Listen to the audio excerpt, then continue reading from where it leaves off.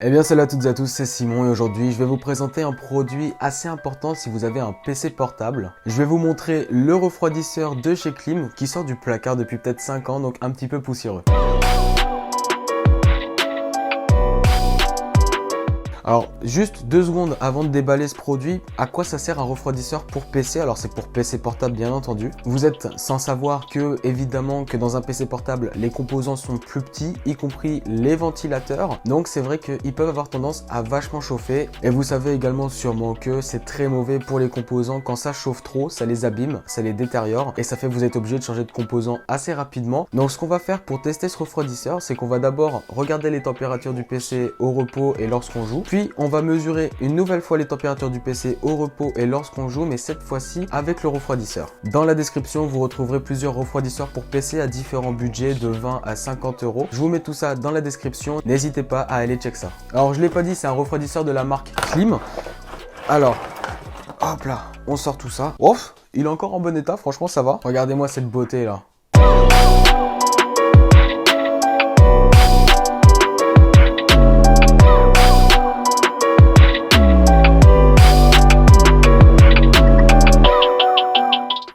Alors j'essaye de me dépasser comme je peux pour faire les plans de coupe comme vous avez pu le voir. J'essaie de le faire à chacun de mes unboxings. J'ai pas du tout l'habitude de les faire, donc à chaque fois j'essaye de m'améliorer comme je peux. Mais voilà, je me dis que ça ajoute quand même un petit peu de style à la vidéo. Alors on va retrouver dans un premier temps 2 ports USB, dont un qu'on va connecter à l'ordinateur pour pouvoir faire tourner ces ventilateurs de ce refroidisseur, l'autre qui va tout simplement servir de port USB classique, et on va retrouver 2 molettes permettant du coup de gérer la vitesse de rotation des hélices pour la ventilation de notre refroidisseur.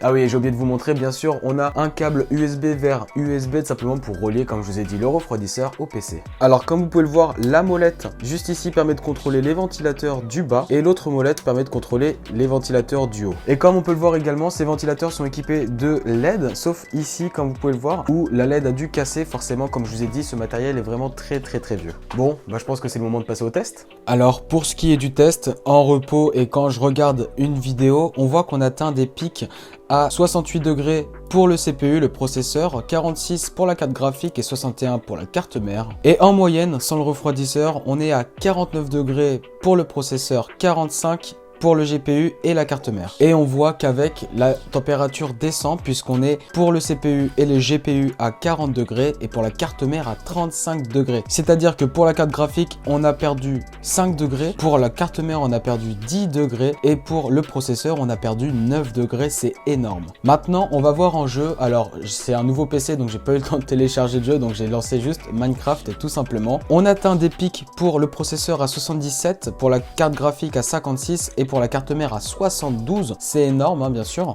Alors à savoir que j'ai pas Optifine, que j'ai pas de trucs comme ça, mon PC il est pas encore assez optimisé pour lancer des jeux, mais voilà, ça donne quand même une référence. Ça c'est le pic qu'on a eu. Et en moyenne, sans le refroidisseur, on est pour le CPU à 74 degrés, pour la carte graphique à 54 degrés et pour la carte mère à 67 degrés. Et cette fois-ci, avec le processeur, c'est assez hallucinant les chiffres qu'on a, puisque le CPU est passé de 74 à 60 degrés, la carte graphique de 54 degrés à 49 degrés et la carte mère qui, attention, est passée de 67 degrés à 50 degrés. C'est-à-dire qu'on a perdu 14 degrés pour le processeur, 5 degrés pour la carte graphique et 17 degrés pour la carte mère. C'est énorme. Et pour rappel, hein, ce refroidisseur il est extrêmement vieux, il a plus de 5 ans, il est encore poussiéreux et tout. Les ventilateurs marchent pas très bien à ce que j'ai remarqué, donc je vais sûrement en racheter un. Donc ça veut dire qu'avec un plus gros refroidisseur, à mon avis, on peut perdre encore quelques degrés, mais déjà les tests sont hallucinants. J'aurais jamais cru que c'était possible de pouvoir perdre autant de degrés seulement avec le refroidisseur. Et bien voilà, j'espère que cet unboxing, ce review et ce test sur le refroidisseur pour PC